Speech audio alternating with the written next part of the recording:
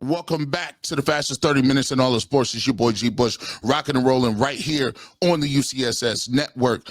Listen, we're going to get into this. We talk about all the time doing our homework and our research, right? And you usually when you're covering one team, you don't have enough time, or you don't really take the time to learn about other teams, or to do a deep dive, especially when it comes to players who get traded. So for me, what I wanted to do is when I see somebody get traded, there is always one side of the coin. The one side is we're excited to have the player because we automatically think that we're going to make that player better. We automatically think that player was in a bad situation. We automatically think we could turn around their attitude or turn around their bad play. And you think that anybody in your system is going to have a chance because you believe in your organization and your system. Well, it's not often that the Cleveland Browns outduel the Pittsburgh Steelers when it comes to certain things. Pittsburgh has been a better drafting organization for I would say better part of 40 years. Steelers have 4 Super Bowls. Steelers have a track record of success, blah, blah, blah, on and on and on. We already know that. They drafted Kenny Pickett in the first round, moved up to go get him in that round. I do believe they moved up to get him. I think he was at 20. Don't quote me on that, but he was a first round pick nonetheless.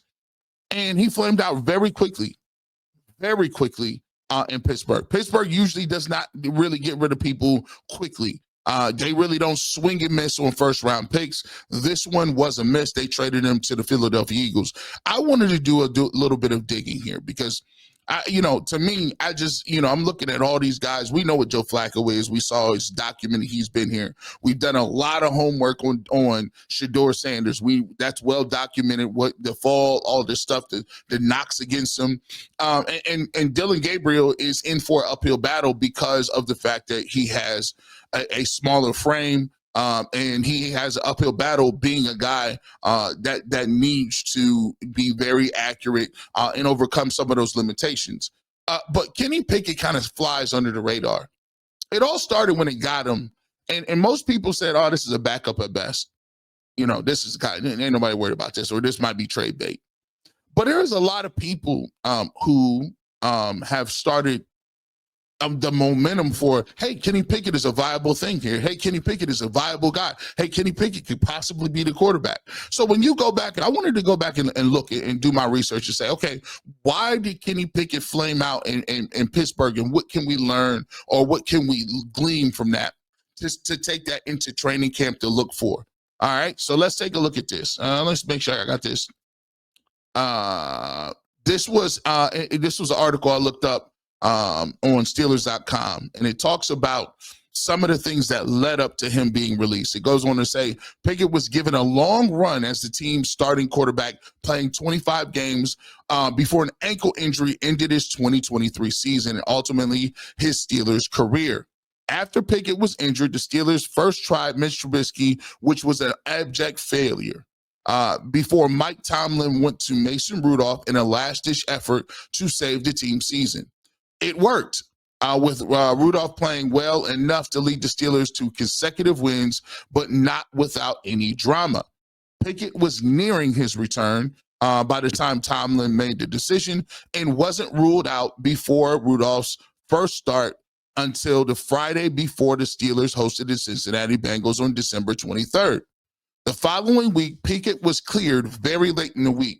And as Steelers now reported at the time, Tomlin had decided that he was starting Rudolph and that Trubisky would be the backup. Pickett refused to dress as the third team quarterback. Now, here's some of the things that I do have problems with. When we talk about Jadeveon Clowney refusing to dress, we're all over it. When we talk about Myles Garrett and his request for a trade, we're all over it. When we talk about Shedeur Sanders and some of the things that he did in his interview, allegedly, we're all over it. When we talk about Deshaun Watson and whatever he's doing, eating dinner, talking to people, rehabbing, we are all over it. We ain't got no chill on nothing. I think this is big. Because when we got Deontay Johnson, the first thing that people brought up was the fact that he refused to go in a game when he played for the Baltimore Ravens. Now, this is a quarterback we're talking about. This is reported. Pickett refused to dress as a third-team quarterback. So if we're gonna talk about what's going on with quarterbacks and figure out who's gonna be the guy and why certain guys are the guys, I think we need to be reporting all this stuff, right? Because I get tired of going and having to hear stories about all this other stuff, but this is evident. There's something to be said for a quarterback. That doesn't happen with quarterbacks to say, I'm just not going to suit up. I haven't heard that. Nobody reporting that right now. Maybe I'm wrong. I don't hear everything. I don't see everything, but I haven't heard this on the circuit yet. So he did address as backup the following week and in the playoffs against Buffalo, but did not appear in the game again. So, okay, cool. Let's take a look at it. When Tomlin decided to play Rudolph over a healthy Pickett, it was the beginning of the end. Tomlin is no Rudolph lover. He essentially did everything he could to keep Rudolph stapled to the bench throughout his Steelers tenure. When general manager Omar Khan said at the NFL Combine that he had full faith in Kenny Pickett, he wasn't necessarily lying. Yes, the Steelers wanted to add to the room and provide competition based on Pickett's struggles in 2023. But until this week, that was still their intention for Wilson and Pickett to compete for the starting job. Russell Wilson, they went out and eventually got Russell Wilson in that as well. The Steelers front office and coaching staff are patient people. They saw a bad offense run by Matt Canada, which Tyvus kind of pointed out that it was kind of bad, and they released him. So you got to say, it's not all on Kenny Pickett. However, Matt Canada was a problem too. They got rid of him. And a potential for Pickett to grow and develop a new scheme under Arthur Smith, who did have productive meetings with Pickett about the future of the offense. Where it all fell apart was Pickett's teammates. I don't think this is reported. This has not been talked about. It just hasn't. If I'm wrong, point me to it. Right? Where it all fell apart was Pickett's teammates. Perhaps it was just seeing what the team was capable of, even with average quarterback play like Rudolph provided. Perhaps it was a negative reaction to the way Pickett handled being sat down for Rudolph. Either way, it has become clear since the end of the season that the Steelers locker room had lost faith in Kenny Pickett. Deontay Johnson, who ironically is on the Cleveland Browns at this point, no longer part of the locker room himself, made it clear in the immediate aftermath of the season, saying that he hoped Rudolph would get the starting job. Other players made their preference known more discreetly, but the damage was still done. New quarterback Russell Wilson talked on Friday and how the Steelers defenders Cam Hayward, TJ Watt, Minka Fitzpatrick lobbied Wilson to come to Pittsburgh.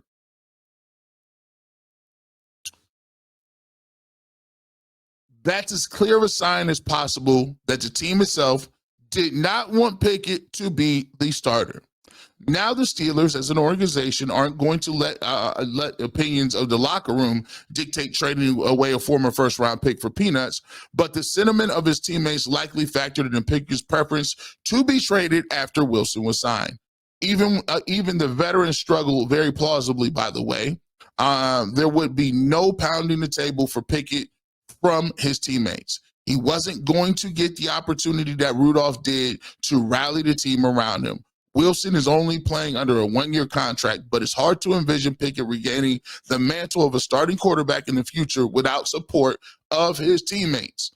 So he asked to leave, and the Pittsburgh Steelers granted that request, sending him to a place, Philadelphia, where he's miles further from starting than he would have been in Pittsburgh. An ugly exit for a pick that once showed much promise and an absolute reset of the franchise search for a successor to Ben Roethlisberger.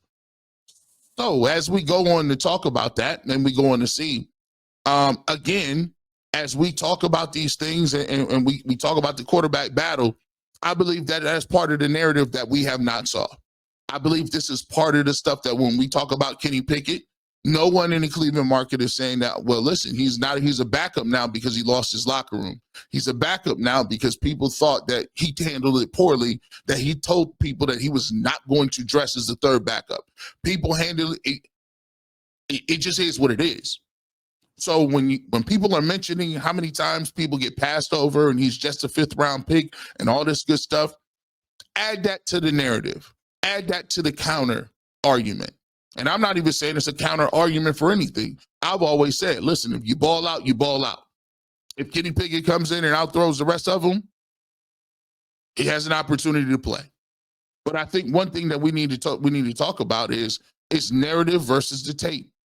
And if we're gonna drill down and keep saying that Dillion Gabriel is a 3rd-round pick and Shedeur Sanders is a 5th-round pick and Joe Flacco is old, I think this needs to be added to the record on Kenny Pickett. Let's not act like he came over here and he was lighting the world on fire. Let's not act like he got some crazy tape somewhere where he threw for 4,000 yards. Let's not act like there's no rumblings in the locker room and some people saying, this is the reason you're not in Pittsburgh.